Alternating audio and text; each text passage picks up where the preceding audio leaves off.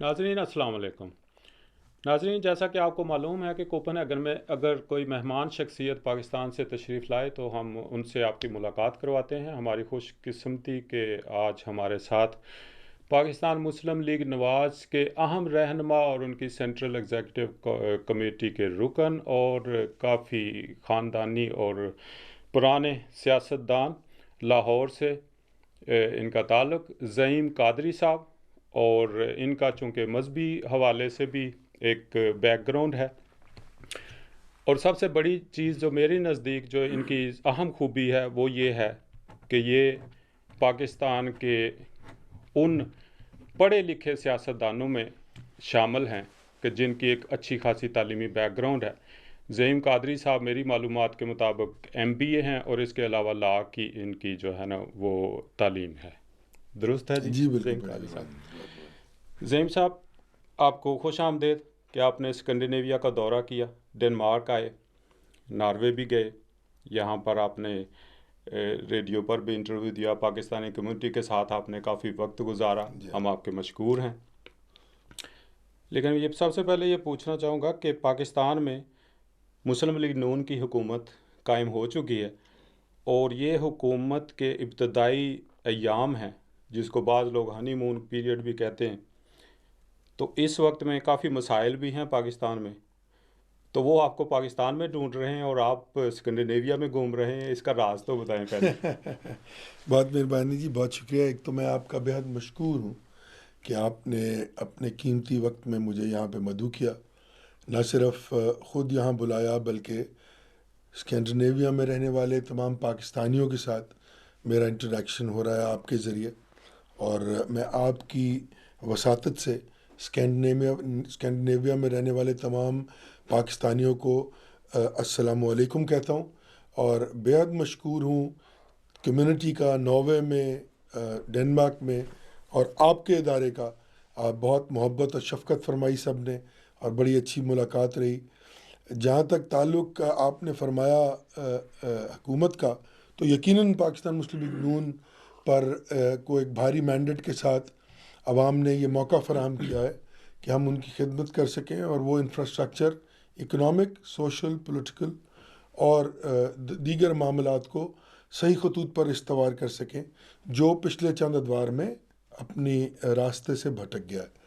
मैं ये समझता हूँ कि जो आपने लफ्ज़ इस्तेमाल किया हनीमून पीरियड का, पाकिस्तान मुस्लिम लीग नून ये वाज़े तौर पर जानती है और इस बात पर यकीन रखती है कि इस हुकूमत का कोई हनीमून पीरियड नहीं है, गुंजाइश ही नहीं। गुंजाइश नहीं है। और हम नहीं समझते कि किसी किस्म की जिसको कहते हैं कि खुल खेल कर या मसाइल से चश्म पोशी का कोई वक्त पाकिस्तान की मौजूदा हुकूमत के पास है।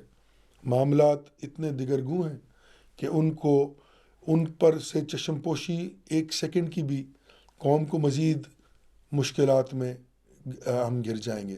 और हम ये समझते हैं कि हमें पहले दिन से जंगी बुनियादों पर वहाँ पर होने वाले बड़े बड़े मसाइल को कन्फ्रंट करना है, उसको सही खतूत पर इस्तवार करना है।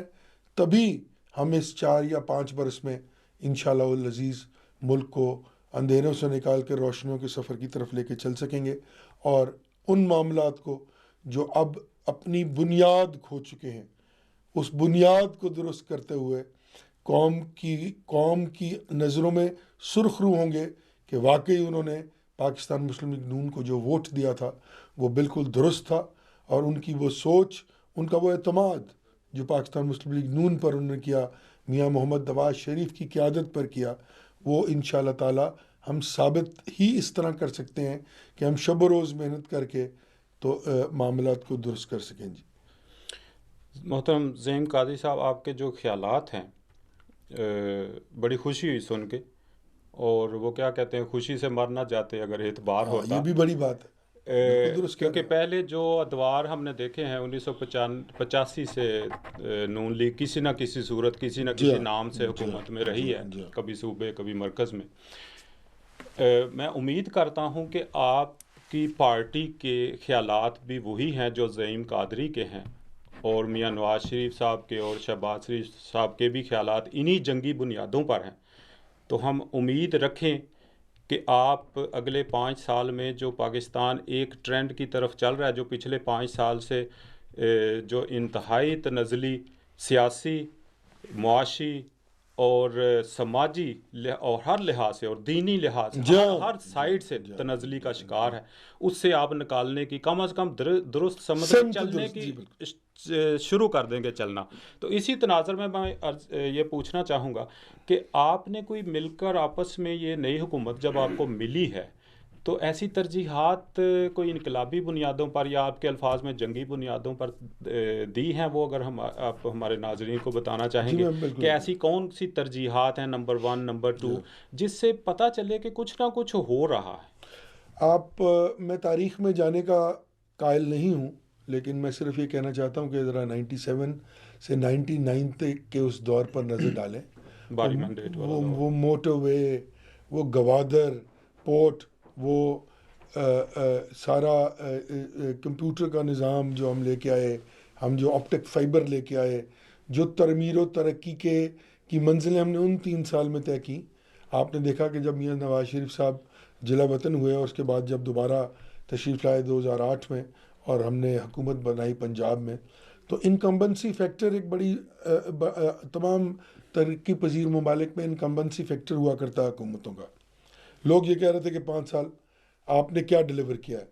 आप देखें तालीम के मैदान में, ट्रांसपोर्ट के मैदान में, इंफ्रास्ट्रक्चर के मैदान में पिछले 5 बरस में नामसाइब तरीन हालात के होते हुए वफाकी हुकूमत की मुखालफत के बावजूद हमने जिस तरह 5 साल में डिलीवर किया, आप देखें स्टूडेंट्स के साथ जो लैपटॉप डिस्ट्रीब्यूशंस हुई, जो गरीबों को घर दिए गए, ग्रीन ट्रैक्टर स्कीम आई, उसके बाद अपना घर स्कीम आई, एग्रीकल्चर ग्रेजुएट्स को हमने ज़मीन दी कि वो अपनी तालीम को इम्प्लीमेंट कर सकें, मेट्रो बस सिस्टम हो या दीगर मामलात। आप देखें किस तरह हमने मेहनत की 5 बरस और वो मेहनत रंग लाई। लोगों ने हमारी उस काविश, मेहनत और ख़िदमत को कबूल किया और हमें पिछली बार से भी ज़्यादा मैंडेट दिया।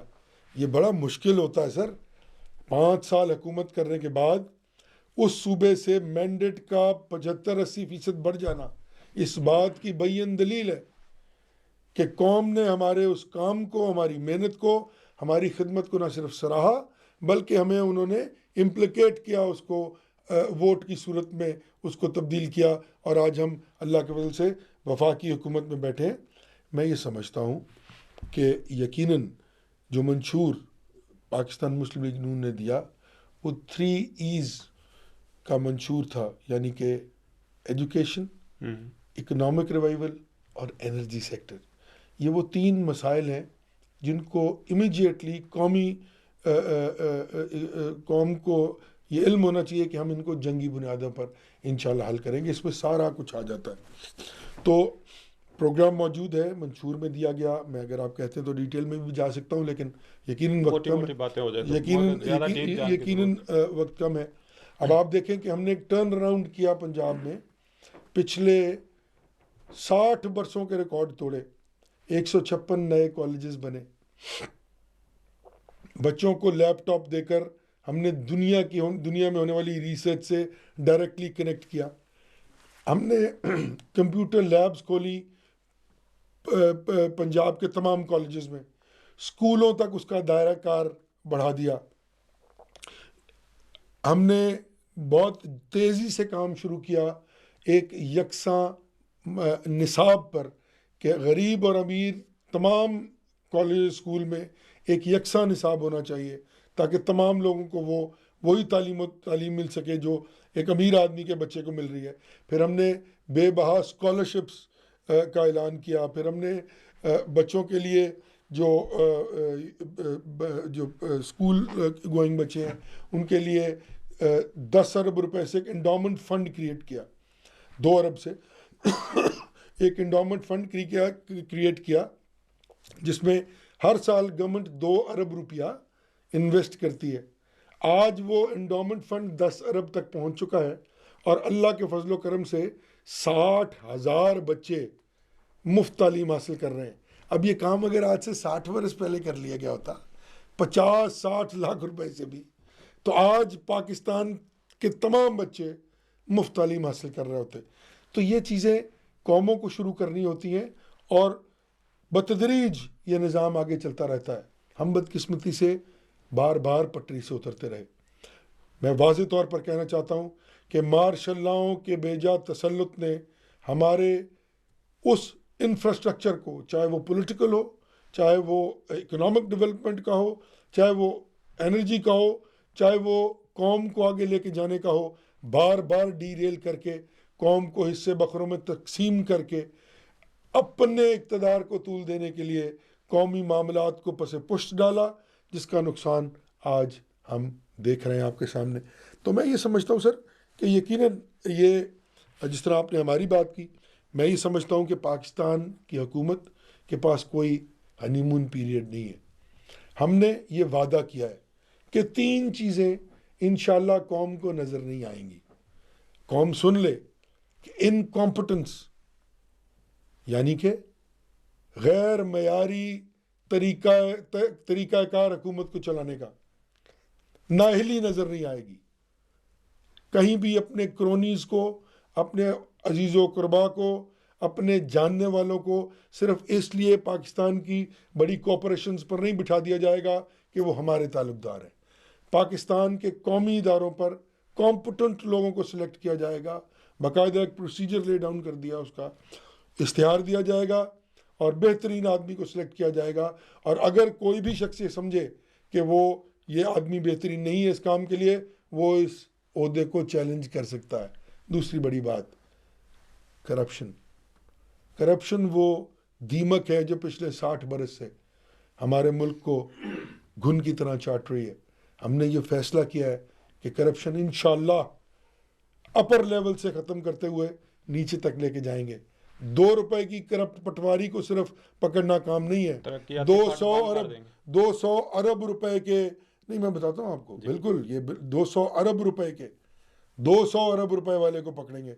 तरक्याती फंड की आपने बात की, क्योंकि सबसे बड़ी करप्शन पाकिस्तान में ही है जी नहीं, और सियासी निज़ाम का बेड़ा गर्क करने मैं माजरत से डिसएग्री करता हूं, क्योंकि एक आदमी के हाथ में जब गली नाली के पुलियों के सारे ठेके उसके हाथ में दे देंगे तो वो करप्शन करेगा। इस तरह है ही नहीं, ये सियासी रिश्वत के तौर पर इस्तेमाल मेरा ख्याल है। मैं आपसे डिसएग्री करता हूँ और प्रोसेस आपको समझा देता हूँ। अगर आप वाकई समझें कि ये प्रोसेस इस तरह है तो मैं आपकी बात मान लूँगा। देखें, इलेक्टेड आदमी जो होता है उसको वोट दिया गया होता है, गो कि ये काम निचले बल्दियाती इदारों का हुआ करता है। लेकिन हमारे यहाँ कॉन्स्टिट्यूशनली पंजाब असेंबली जो है, सूबाई असेंबलियाँ जो हैं, वो एक निज़ाम बीच में मौजूद है। दूसरी बात देखें, किसी भी, मैं ख़ुद पिछले 10 बरस से मौजूद हूँ असेंबली में, मैं ये ताकत और अहलियत नहीं रखता।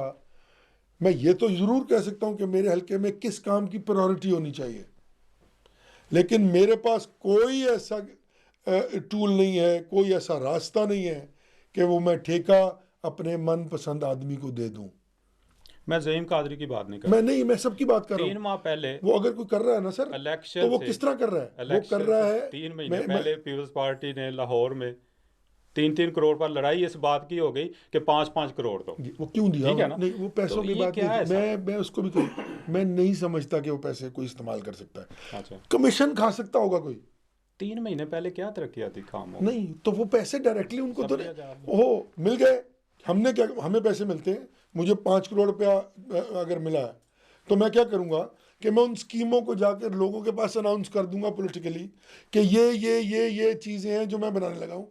ये 5 करोड़ के पैसे हैं, या वो लोकल गवर्नमेंट के पास चला जाता है या वो सिटी डिस्ट्रिक्ट गवर्नमेंट के पास पैसे चले जाते हैं। सिटी डिस्ट्रिक्ट गवर्नमेंट उनके टेंडर करती है और उनके जो नॉमिनेटेड ठेकेदार हैं वही सिर्फ उसमें हिस्सा ले सकते हैं। उसकी प्री क्वालिफिकेशन होती है। सही। अब हमने एक और नया निज़ाम इस पर चढ़ाया है जो अब हम इस दफ़ा इम्प्लीमेंट कर रहे हैं, जिसे आपको यकीनन खुशी होगी सुन के। हमने थर्ड पार्टी ऑडिट का निज़ाम उसमें शामिल कर दिया है कि हर वो प्रोजेक्ट जो गवर्नमेंट का होगा उसकी थर्ड पार्टी वैलिडेशन होगी, और वो थर्ड पार्टी वैलिडेशन किसी हुकूमती इदारे से नहीं होगी। वो एक ऐसा बाकायदा निज़ाम पैरेलल खड़ा किया जा रहा है जो, जिसको आप कहें कि वो समाई गवर्नमेंट तो नहीं कह सकते आप उसको, एक इंडिपेंडेंट इदारा होगा वो जुडिशरी हो। जी नहीं, वो बाकायदा उसमें टेक्निकल लोग होंगे, उसमें हमने टेक्निकल लोग रखे। ताल्लुक वाले ही आएंगे ना, कहाँ से आएंगे? नहीं, पाकिस्तान से ही आएंगे, अल्लाह नहीं के दिल आएंगे, से सारे करप्ट नहीं है पाकिस्तान नहीं, में। यकीनन वो नहीं। आएंगे, वो उस चीज़ का थर्ड पार्टी ऑडिट करेंगे, यानी कि वो ऑडिट करेंगे ठेकेदार का भी, और वो ऑडिट करेंगे अपना लोकल गवर्नमेंट का या सिटी डिस्ट्रिक्ट गवर्नमेंट का। हजूर सिस्टम सारा ठीक है, सही। सिस्टम में कोई खराबी नहीं है। अच्छा नहीं, मुझे एक थोड़ी सी, क्योंकि आप जी पढ़े लिखे आदमी, जी इसलिए जी आपसे जी, बात करने का मजा आता प्रैक्टिकलिटीज, जी बिल्कुल। आप सिर्फ इतनी बात मुझे बताएं कि ज़हीम कादरी ईमानदारी से 3 करोड़ लगाता है अपने हल्के में, जी लोग कहेंगे कि ज़हीम कादरी ने काम किया, यही कहेंगे। बिल्कुल, पैसे ज़हीम कादरी ने जेब से नहीं दिए, बिल्कुल नहीं दिए, गवर्नमेंट का फंड था ना एलोकेटेड बिल्कुल। डेवलपमेंट के लिए। मैं आपके मुकाबले में इलेक्शन लड़ता हूँ, आपने गवर्नमेंट के पैसे से अपनी गुडविल बनाई इलेक्शन में एज ए पॉलिटिकल वर्कर कि आपने काम किए गवर्नमेंट के पैसे से। मैंने चूंकि पहले वो कोई, मुझे तो फंड नहीं मिला, मेरा और आपका मुकाबला जो है वो अनबैलेंस्ड है। आप बिल्कुल दुरुस्त फरमा रहे हैं। देखिए, एक तो मैं बड़ी वाज़ेह तौर पे ये बात अर्ज कर दूं कि ये कोई एहसान ज़हीम कादरी का नहीं है उन लोगों पे, लेकिन लोग कि नहीं ना समझ, नहीं नहीं, वो तो फिर ये तो इनडायरेक्टली आप क्रेडिट तो लेते हैं ना। नहीं, मैं तो लेता हूँ, तो लोग मुझे क्रेडिट ना देना। अब देखें ना, इसमें पॉलिटिकल अल्लाह करे कि शऊर आ जाए इतना लोगों में, ये बात असल बात ये कि लोग आपको नहीं, credit ना। कई लोग होते हैं, वो भी होते हैं और वो हाँ, नहीं तब है। भी नहीं देते। पर्टिकुलरली मैं ज़हीम कादरी नहीं की नहीं, मैं ज़हीम बात नहीं कादरी कर की रहा, मैं मिसाल दें आप। लेकिन सर, मैं एक अवामी नुमाइंदा हूँ, ये आपका हक है कि आप मेरी कमीज़, मेरी बालों पे लगने वाले तेल और मेरे जूतों का खर्चा पूछें कि ज़हीम कादरी किधर से आया है। गो के आप जवाब दें, ये लेकिन राइट है इस आपका, वक्त मैं जवाब दे इस हूँ, वक्त बिल्कुल मतलब देना इसमें चाहिए। दूसरी बीच बात में मैं आपको दूसरी बात हमारे मैं अर्ज मेहमान करूँ। हैं, नहीं नहीं, लेकिन मेहमान मैं बिल्कुल हूँ आपका, आप मेरे बड़े भाई हैं और रहेंगे। अगर आप मुझसे ये सवाल करेंगे तो पाकिस्तान पहले, बिल्कुल। ज़हीम कादरी बाद में। सर, अच्छा, इसमें ये आपका राइट है। एक गुजारिश मैंने करनी जी है। आपने काफ़ी बातें इसमें कही जो, जिसमें से काफ़ी चीज़ें डिबेटेबल हैं, लेकिन इसमें डिटेल में नहीं जाता जितनी आपने माशाल्लाह बातें की। आपको टीवी पर भी सुनते हैं, डिबेट प्रोग्रामों में खुशी होती है कि आप अपनी पार्टी का कम अज़ कम मौक़िफ़ सामने लाते हैं। आपने एजुकेशन के हवाले से बात की, लैपटॉप आपने बांटे, जी दानिश स्कूल आपने बनाए, जी ठीक है, ये शो पीस किस्म के आपने काम किए कौम से क्रेडिट लेने के लिए जिनकी मशहूरी हो सके, लेकिन वो टूटे फूटे प्राइमरी स्कूल जहाँ ना नल का ना टॉयलेट, जिनमें भैंसें बंधी हुई हैं। दानिश स्कूल के साथ ही 2 दीवारें, 2 किलोमीटर दूर एक प्राइमरी स्कूल होता है, वहाँ टीचर नहीं आता, बच्चे कोई नहीं, बौंके दिहाड़े, बुरा हाल। आप इन चीज़ों को जानते हैं, मुझे तफसील में जाने मैं की आपको हर बात का अगर जवाब दूंगा। आप तो ये मैं एजुकेशन में संजीदा हैं, ख्वाहिश ये है कि आप जो कह रहे हैं वैसा आप करें, जी हमारी ख्वाहिश है, हम आपके लिए दुआगो भी हैं, जी जी लेकिन इन शो पीस किस्म के कामों को छोड़कर आप वाकयातन एजुकेशन में सीरियस नहीं हो सकते? मैं आपको बात अर्ज करूँ सर कि 3 साल, पिछले 4 साल ये महकमा मेरे पास था। मैं थोड़ी सी डिटेल में जाना चाहूँगा, यहाँ पे बड़ी ज़रूरी है, जी जी आपने जो बिल्कुल। बात की। दानिश स्कूल का कॉन्सेप्ट मैं आपको बाद में बताऊंगा कि वो कॉन्सेप्ट क्या था और जी उसकी क्यों ज़रूरत है। हमारे यहाँ 62,800 के करीब स्कूल है। 4 अरब रुपया एलोकेट होता था हर साल स्कूल्स की अपग्रेडेशन और उनकी मिसिंग फैसिलिटीज़ के लिए। ठीक। हमने उस, अब देखें ना, अवेलेबल रिसोर्स क्या है, अवेलेबल रिसोर्स को आपने डबल किया और ट्रिपल किया। पिछले 3 साल में वो 17 अरब तक पहुंच गया। हमने 1 रुपया, देखे ना सर, बात यह कि कंपाउंड इफेक्ट जो है वो अवेलेबल रिसोर्स, इस फंड को ज़्यादा किया जी हमने 17 अरब कर दिया 4 अरब से। ठीक है, माशाल्लाह। अवेलेबल रिसोर्स है क्या? अब मैं उसको ज़रूरत है 70 अरब रुपए की, मेरे पास वो पैसे नहीं है। अगर मैं उसको 70 अरब पर ले जाता हूँ तो मसला क्या है? मैं आपसे दरख्वास्त करूंगा कि आप 17 अरब ना करें, 4 अरब रहने दें, वो 4 अरब नीचे पहुंचा दें। ये होता है, मैं अर्ज कर रहा हूँ ना, नीचे नहीं पहुंच सुन रहा। लेना सर, उसकी वजह क्या है? वो 17 अरब भी जिधर जो 4 अरब ले गए वो 17 ले जाएगा, उनको मुबारक हो। वो पहुंचा है, इस बार हमने पहुंचाया है। लोगों ने देखे ना जी, हम अपने कामों के क्रेडिट को छोड़ दें, साबित किया हमने कि जो हमने काम किया था वो कौम की नज़रों में ठीक थे, उन्होंने फिर हमें मैंडेट दे दिया। Very simple.